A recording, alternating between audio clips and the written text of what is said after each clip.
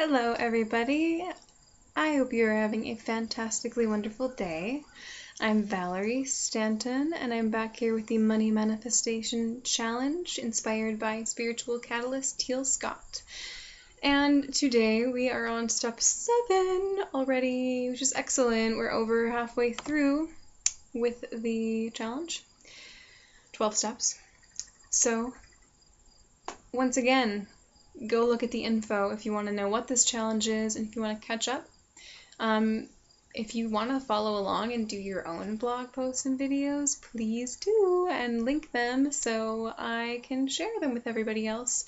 Joanne is also doing this challenge, and I will link her channel down here so you can get another perspective, which is really helpful because everybody's going to do this a little bit differently. My way I'm doing this is not the authority way. There is no such thing. So 7. Reframe your life from one of earning/effort to deserving. Okay, so the idea behind this is you don't have to earn money. You deserve it. This can make people feel really egotistical, because if you're like most people in America, you're probably used to working really hard.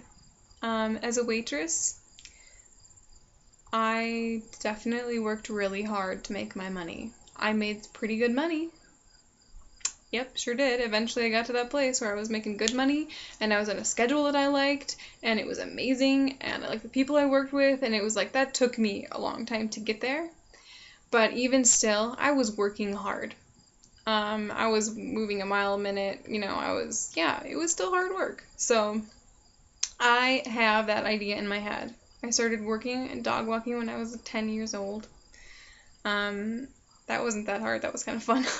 But I still had that idea of like work being something you had to do in order to get money. So this idea sounds crazy to people when they get into like the new age ideas with money, which is that you just deserve it. And that, I wanted to use this video to bring everything back to love. Because now that we're past that halfway point of doing these exercises, it is definitely possible to lose part of the heart of the matter, which is love. And I'm a Virgo, and I'm somebody who likes things really structured. I made a video once where I was saying, do you think that maybe all of these religions and spiritual practices and everything are just because people wouldn't believe that it's as easy as just loving yourself and loving everybody? And honestly, Teal has a video that I will link as well, which is called The Shortcut to Enlightenment, and it's all about loving yourself, and it's just about asking yourself, what would someone who loved themselves do? All the time, every day. I honestly think that if you did that, you wouldn't necessarily need to even go through like all of the rest of her videos, or through systems like this.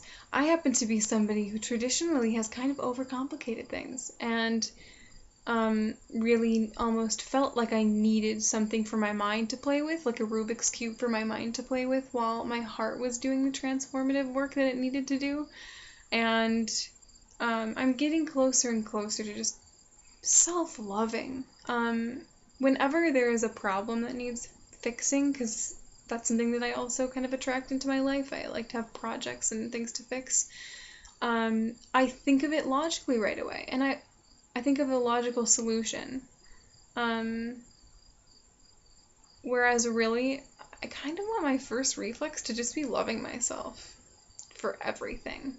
If there's something that I dislike, if there's something critical, I want it to snap back into self-love, self-love, self-love, because you can start using these steps as a way to beat yourself up, or a way to measure yourself up to what you're not doing, or how you're not good enough. And so that brings me into Teal's special point about this step.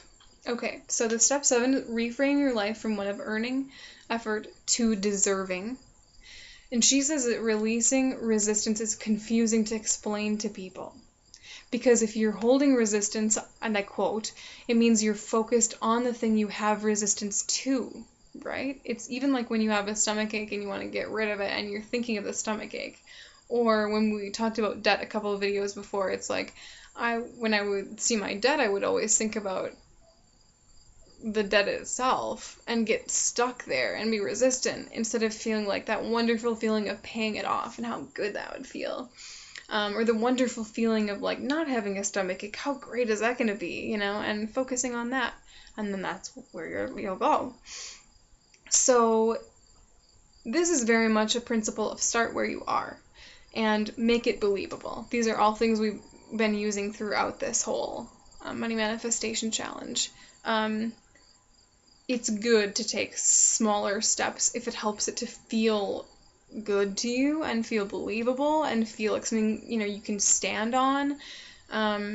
So Teal was saying, okay, you might want to create a budget. You might want to cut unnecessary expenses. What does it feel like to you to let go of some of that resistance? What does it feel like to be self-loving to yourself with money? So the focus is not on denying yourself, not on being that strict, you know, heavy-handed authoritarian figure where you needs to be about punishment and about being right or wrong. No. It's not that. It's about loving yourself. The core is loving yourself through these expressions. So this is going to look really different for everybody. For me, from where I'm at right now, this means looking at my finances, paying attention to my finances, having, keeping track of what I'm spending, not spending on things that I don't want or don't enjoy, feeling good and lining up with all of my decisions about what I'm purchasing, but then if I'm lining up with it and if it feels good to me and if it feels abundant to me to purchase that thing, then not turning it into this internal debate or, in my head, which I can do about, well, should I? Shouldn't I? Is it the right thing to do? Is it, the logical thing to do? I'm going to do it. If it feels good, this is where it's really important to get in tune with that system of your intuition, which you will feel via your emotions, which we've been taught to think of as really unstable, when you line up with something that feels good. That is something to follow. That's a white rabbit to follow, for sure.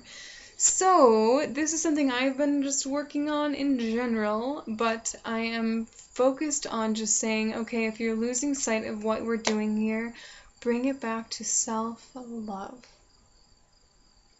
Bring it back to self-love and let that guide every decision that you make about money. Okay? So if that sounds too vague for you right now, for where you're at, then good, because we have this whole other system we're following. And if the whole other system sounds constricting and difficult, well, good, because then you can just focus on, asking yourself, what would someone who loved themselves do? And you'll have a radical transformation of how you feel your intuition. So there's no really wrong way to do it. There's no wrong way to do it.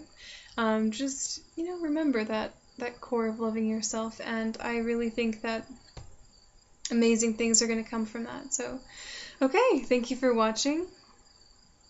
Next up will be step 8. If you are doing this or interested in doing this, please do so, and link me all of your stuff, promote your stuff. Do you have a blog or a YouTube channel that you want promoted? Is it about money? Is it about abundance? Send it over to me. I would love to get more people reading it. I am really in an accepting place with promoting other people's work and having it be not an ego thing for me. I don't want this to be an ego thing. I want this to be about sharing love and sharing abundance. So let's do that with each other. Thank you. Mwah! Love you all.